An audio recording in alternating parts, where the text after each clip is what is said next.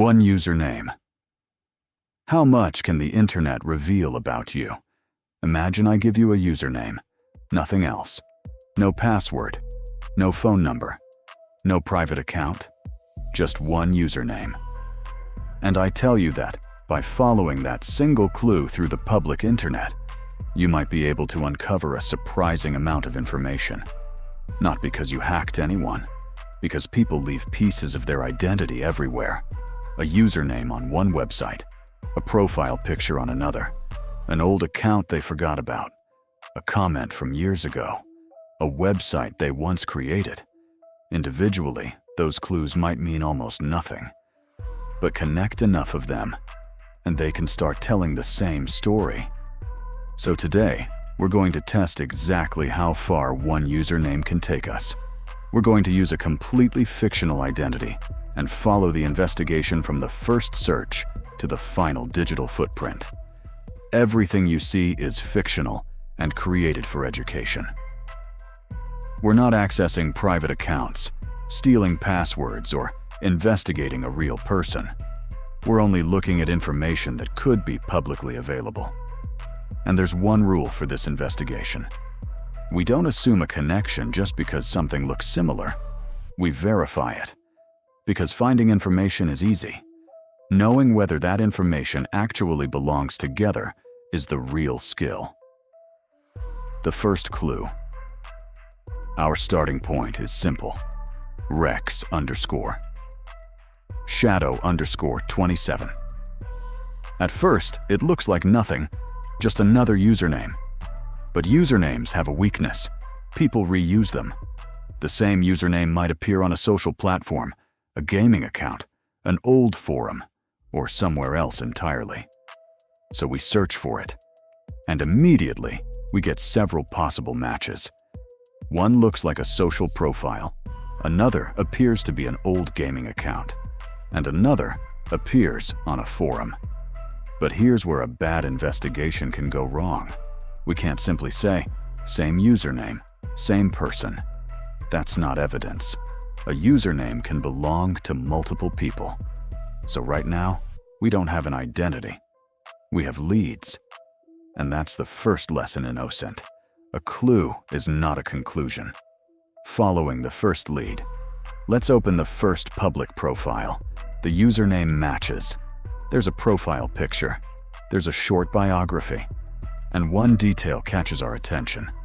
There's a phrase in the biography that appears unusual enough to search separately. So we search that exact phrase. And now we get another public page. The username is similar. The wording is similar. And there's something even more interesting. A link to a website. We follow the public link. Now we have another piece of the puzzle. The website uses the same fictional identity. The username is similar, and the original public profile points directly toward it. That's more interesting than simply finding the same username.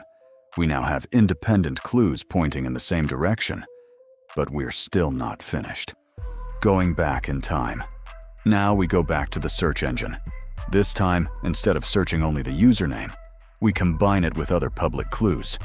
Exact phrases, specific websites, older pages, different combinations. And eventually, something appears. An old forum post. It's several years old. The username matches our fictional username.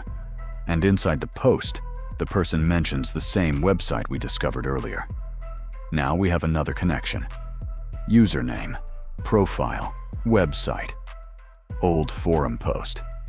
The picture is starting to become clearer. But this is where OSINT gets interesting, because the next clue can be wrong.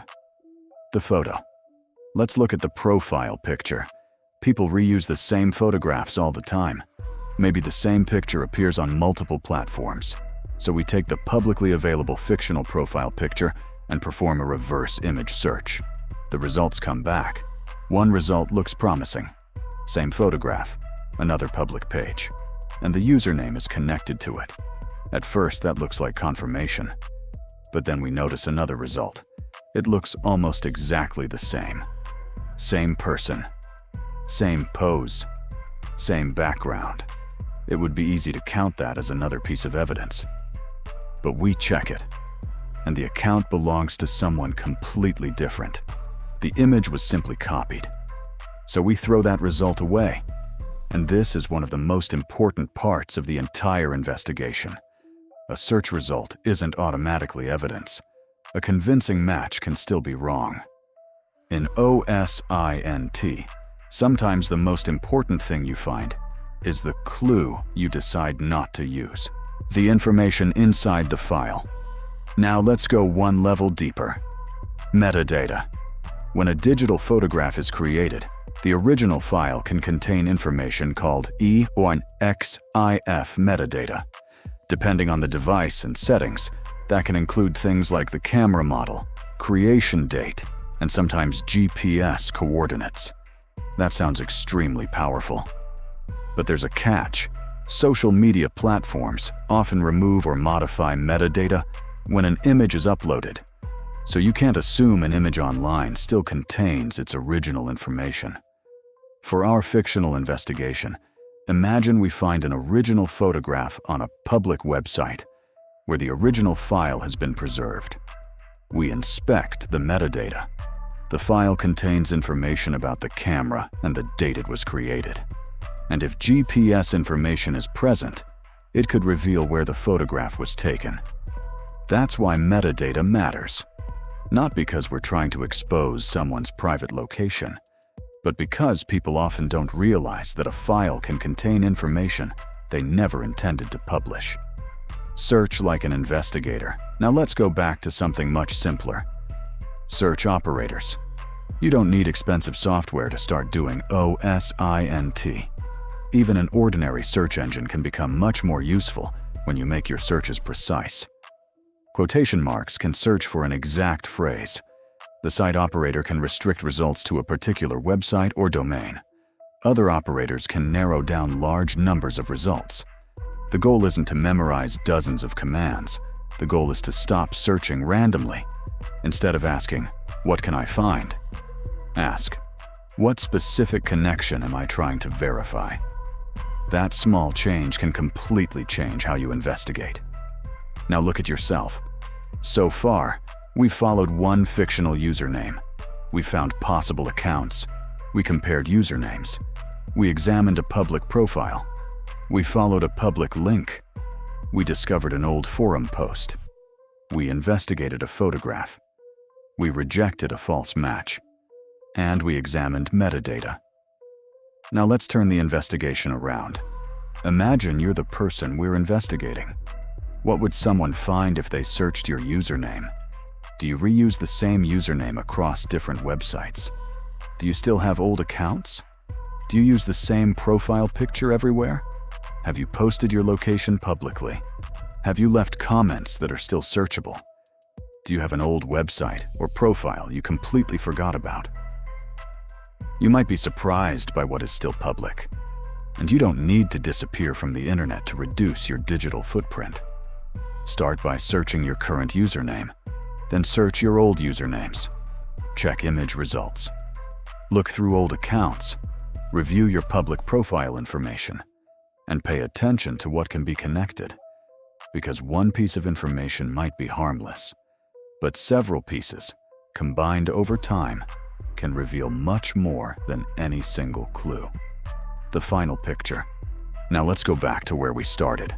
One username, Rex_Shadow_27. That's it.